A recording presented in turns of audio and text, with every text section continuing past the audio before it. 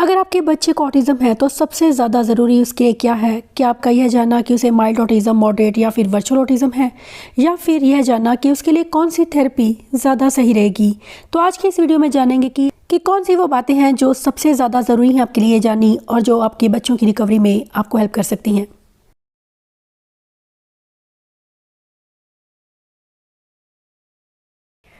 Hello, मैं हूं हरप्रीत। आज हम बात करेंगे ऑटिज़म से रिलेटेड कुछ फैक्ट्स के बारे में। ऑटिज़म, अगर आपके बच्चे को ऑटिज़म है तो हमें कौन सी चीज़ों का ध्यान रखने की ज़रूरत है। आज मैं कुछ इंपॉर्टेंट इन्फॉर्मेशन आपके साथ शेयर करूंगी जो कि आपको पता होनी ज़रूरी है अगर आप ASD बच्चे के साथ डील कर रहे हैं या उसके पेरेंट हैं। सबसे पहले मैं बात करूंगी कि अगर हम जब हमारे बच्चे को ऑटिज़म होता है तो हम सबसे पहले जो चीज़ होती है कि हम यह सोचते हैं कि हम कौन से एरिया पर काम करें, क्योंकि ऑटिज़म में इतनी ज़्यादा डिफ़िकल्टीज होती हैं कि कई बार तो हम खुद भी सोचते हैं कि आखिर क्या किया जाए और कहाँ से स्टार्ट किया जाए। तो ये एक चीज़ स्टार्ट कहाँ से करना है बच्चे के लेवल पर डिपेंड है, क्योंकि कुछ बच्चे माइल्ड में जो डायग्नोज होते हैं या वर्चुअल ऑटिज़म के केसेस की मैं बात करूँ तो बच्चे बहुत जल्दी रिस्पॉन्स देना शुरू करते हैं। तो उनके कुछ स्किल्स जो हैं वो अच्छे होते हैं, काफ़ी जल्दी बच्चे पिकअप करते हैं चीज़ों को। लेकिन अगर मैं बात करूँ क्लासिक ऑटिज़म की तो हमारे गोल्स थोड़े से सिंपल रहेंगे, क्योंकि बच्चे जल्दी नहीं सीखते हैं।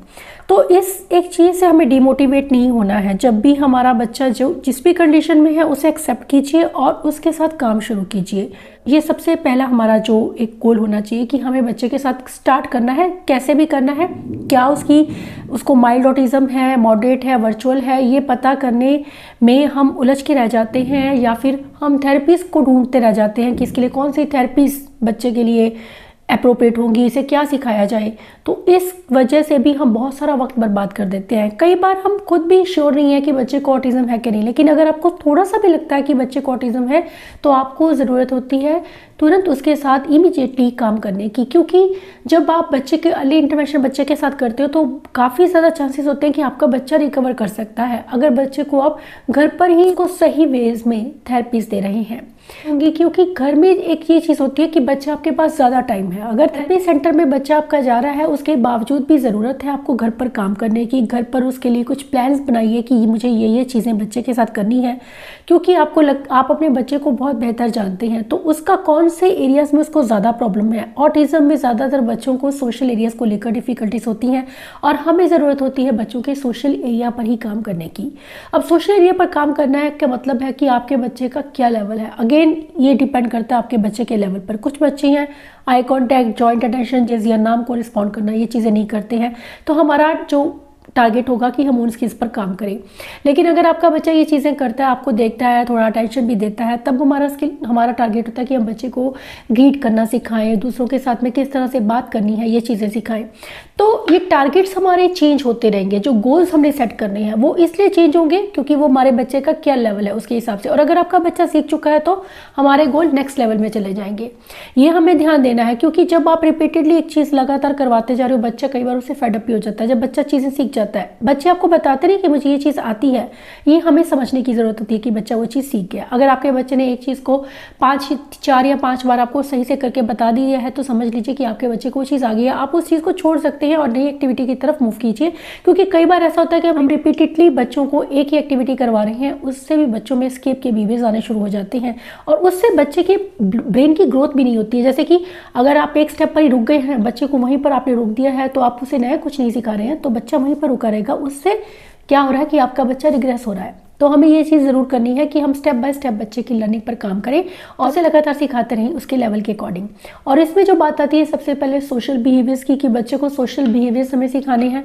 सोशल बिहेवियर्स में ग्रीट करना, अगर आपका बच्चा ग्रीट कर लेता है, ये चीज़ें कर लेता है, तो हम नेक्स्ट लेवल में मूव होंगे कि दूसरे लोगों के साथ में किस तरह से उसे इंटरेक्ट करना है, सोशल सिचुएशंस में किस तरह से, इमोशंस को किस तरह से उसे रेगुलेट करना है। इन चीज़ों पर काम करना बहुत ज़रूरी है। और ये हम कर सकते हैं बच्चों को सही बिहेवियर सिखाने, बच्चों के कि उनके बैड बिहेवियर्स को कम करना, उन्हें सही गलत का फ़र्क बताना कि सोशली उन्हें किस तरह से बिहेव करना है। क्योंकि ADHD बच्चा है या ASD बच्चा है तो उन्हें बिहेवियर को लेकर इश्यूज़ होते ही हैं और ज़रूरत है उन बिहेवियर्स पर हमें काम करने की।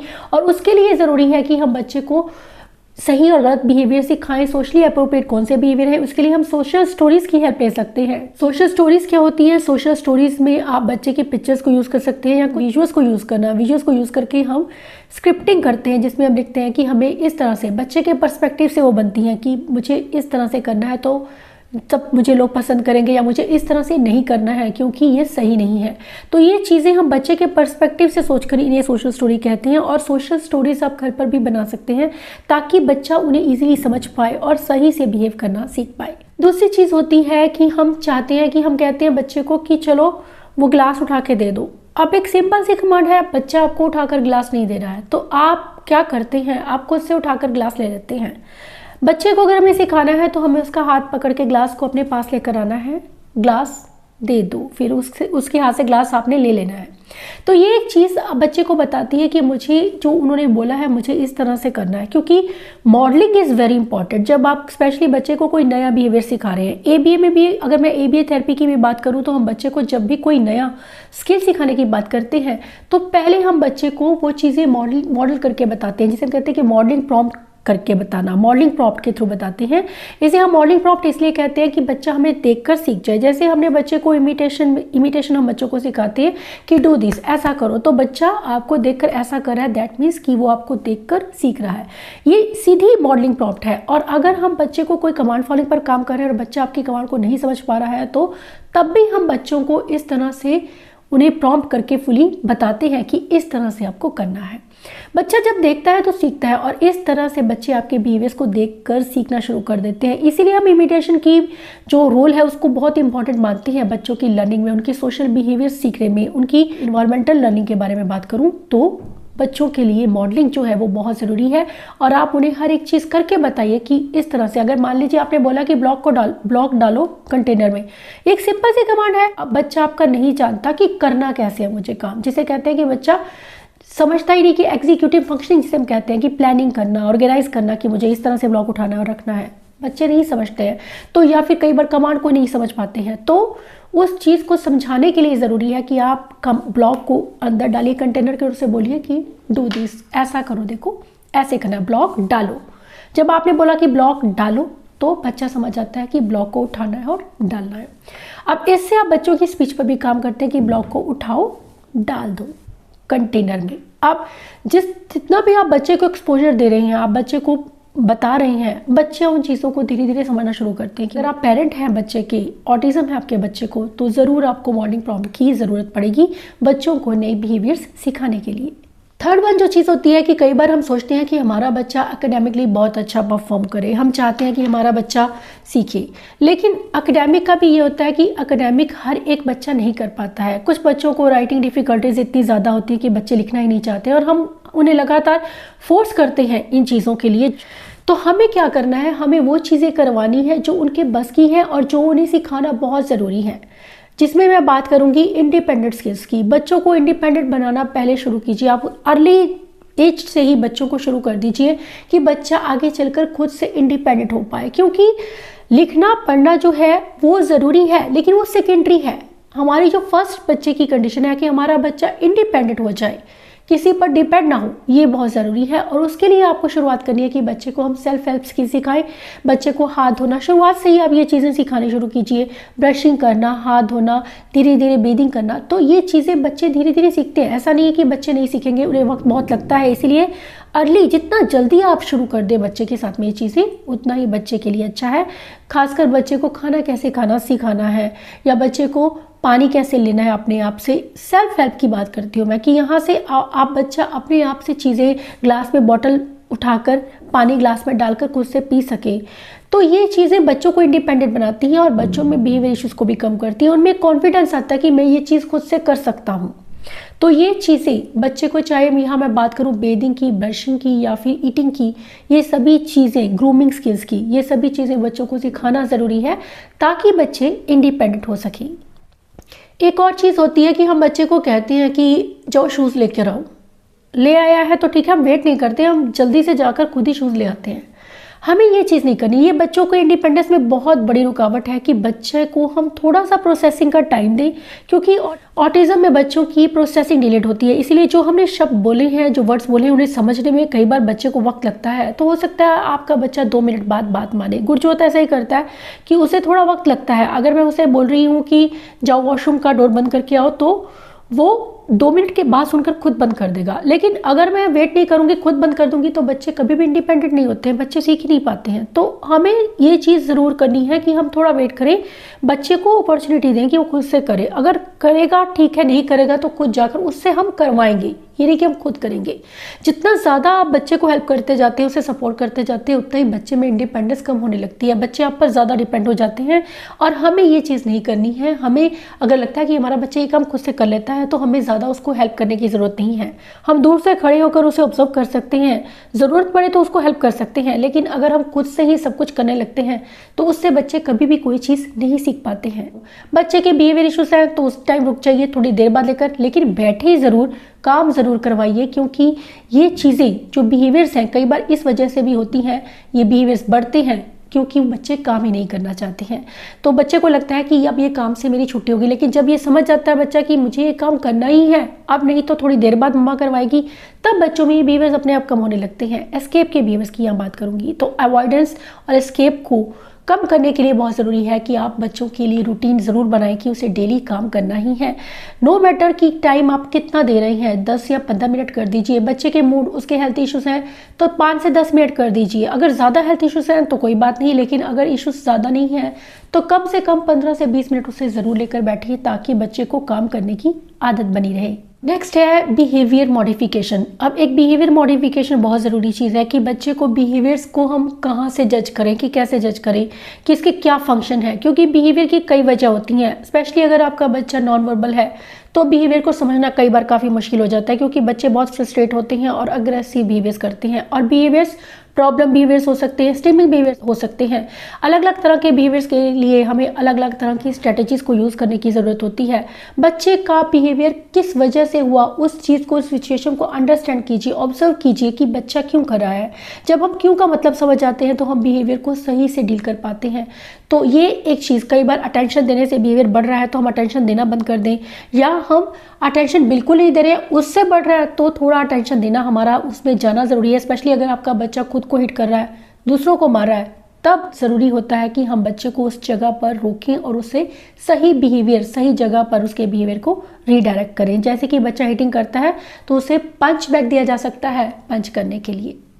अब नेक्स्ट जो चीज़ होती है कि कई बार हम बच्चे के साथ में बहुत ज़्यादा मुश्किल लैंग्वेज यूज़ करते हैं, या बहुत कॉम्प्लेक्स कमांड देते हैं, या फिर जो कि बच्चे के लेवल के हिसाब से नहीं है, बच्चा अंडरस्टैंड नहीं कर पा रहा है जिस चीज़ को। क्योंकि हमारी स्पीड, एक तो बच्चों को प्रोसेसिंग को लेकर डिफ़िकल्टीज है, दूसरा हम कई बार कुछ ऐसे शब्द बोलते हैं जो बच्चे समझ नहीं पाते हैं।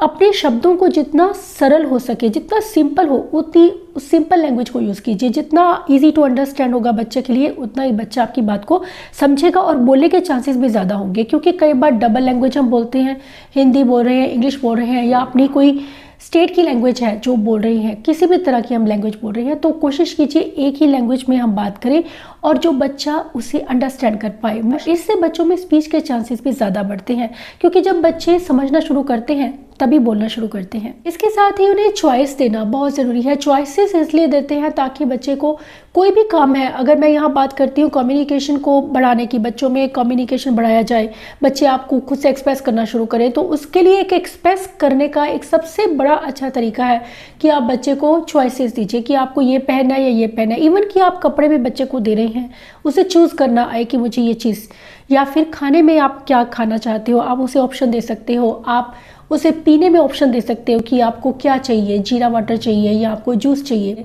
या फिर आप उसे एक्टिविटी में भी, इवन कि सेंसरी में भी आप बच्चे को चॉइसेस दे सकते हैं कि आपको ट्रैम्पोलिन चाहिए, बॉल चाहिए। क्योंकि चॉइसेस जो हैं बच्चों को जब चूज़ करना शुरू कर देते हैं तो इसका मतलब बच्चा खुद को एक्सप्रेस कर रहा है कि मुझे ये चीज़ चाहिए।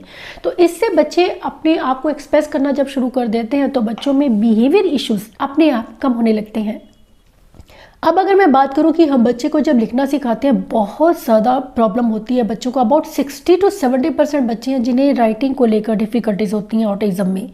तो इसके लिए हम क्या कर सकते हैं कि बच्चों को हम लगातार फोर्स करते हैं लिखने के लिए, बोलो लिखो या बोलने के लिए भी कई बार मैंने देखा है बहुत ज़्यादा बच्चों को फोर्स किया जाता है, बच्चा बहुत ज़ोर से रो रहा है लेकिन उसे फिर भी कहा जाता है कि बोलो मम्मा।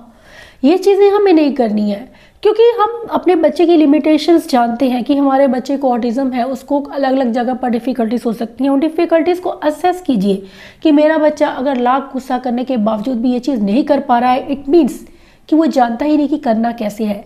तो हमें वो चीज़ें जो वो नहीं कर पा रहा है उस चीज़ के लिए उसे फोर्स नहीं करना है लगातार, बल्कि हमें उनकी डिफ़िकल्टीज़ को समझ के उसके लिए अल्टरनेटिव्स ढूंढने हैं कि हम बच्चे को कोई और ऑप्शन दें। जैसे कि हम बच्चे को, अगर आपका बच्चा गुरचोत लिख नहीं पाता है सही से, वो कुछ चीज़ें लिख लेता है लेकिन उसे लिखने में बिल्कुल इंटरेस्ट नहीं है, मैं उसके लिए कैलकुलेटर मैंने उसको कैलकुलेटर इंट्रोड्यूस किया। अगर वो लिख नहीं पाता है तो आप बच्चे को टाइपिंग ऑप्शन दे सकते हैं अपनी चीज़ें बताने के लिए। तो ये चीज़ें बच्चों को बहुत हेल्प करती हैं, क्योंकि बच्चों में ये बिहेवियर इश्यूज कम होते हैं। क्योंकि एक चीज़ जो बच्चे को नहीं आती है उसके लिए हम लगातार अगर हम बच्चे को फोर्स करते हैं तो हम गलत करते हैं।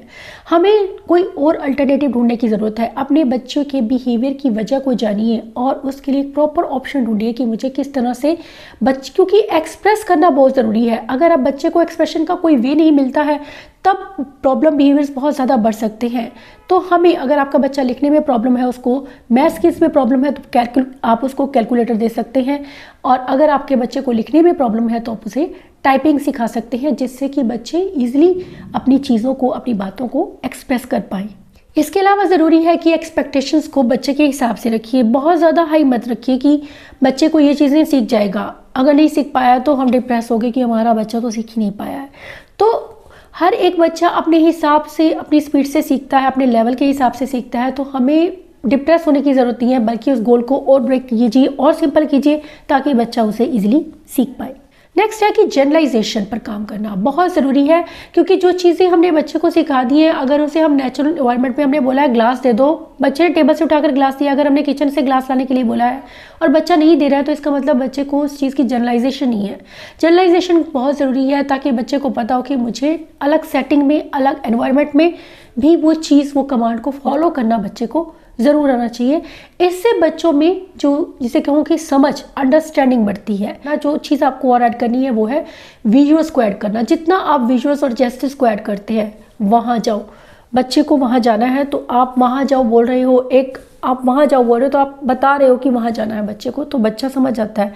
मम्मा के पास जाओ, आपने उसे बोला कि मम्मा के पास जाओ, तो बच्चे को पता नहीं मम्मा कहाँ है, तो आप उसे बता सकते हो मम्मा के पास जाओ, तो बच्चे को समझ आ जाता है कि मम्मा यहाँ है।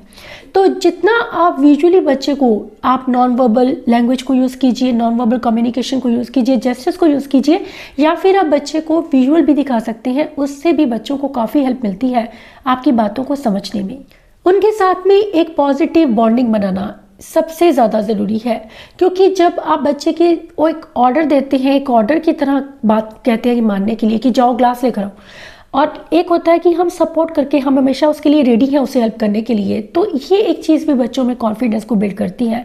हमेशा बच्चे को जज मत कीजिए, बल्कि बच्चे को सिखाने की कोशिश कीजिए। जहाँ पर भी आपको लगता है कि उसे प्रॉब्लम है तो आपको उसको सिखाने की ज़रूरत है। हर कोई परफेक्ट नहीं होता है, इसी तरह से ऑटिज़म में बच्चे भी परफेक्ट नहीं हैं। जिस तरह से कुछ हमारी लिमिटेशंस हैं उसी तरह से उनकी हैं, लेकिन उनकी लिमिटेशंस कुछ ज़्यादा है और वो हमसे थोड़ा अलग बिहेव करते हैं। हमें उन्हें सही बिहेवियर सिखाने हैं, सिंपल रखना है, सिंप्लीफाई करना है एनवायरनमेंट को, खुद को, कि बच्चे हमारे साथ कंफर्टेबल हो सके। एक पॉजिटिव बॉन्डिंग होना पेरेंट्स के साथ में बच्चों में ना सिर्फ उनके सेल्फ स्टीम को बढ़ाता है, बल्कि उन्हें इंडिपेंडेंट होने में, उन्हें कॉन्फिडेंट होने में भी बहुत हेल्प करता है। ये वीडियो आपको डेफिनेटली हेल्प करेगा घर पर ही बच्चों को सिखाने में, क्योंकि एक्सपेक्टेशंस की जब मैं बात करती हूँ तो एक्सपेक्टेशंस सिर्फ हमारी नहीं है, उनकी भी है हमसे, और हमें उन एक्सपेक्टेशंस पर खरा उतरना है। हमें उन्हें बताना है कि हम तुम्हारे साथ हैं। ये वीडियो आपको डेफिनेटली हेल्प करेगा घर पर ही ऑटिज़म अगर आपके बच्चे को है, उन्हें समझने में और उनकी मुश्किलों को दूर करने में। Thanks for watching.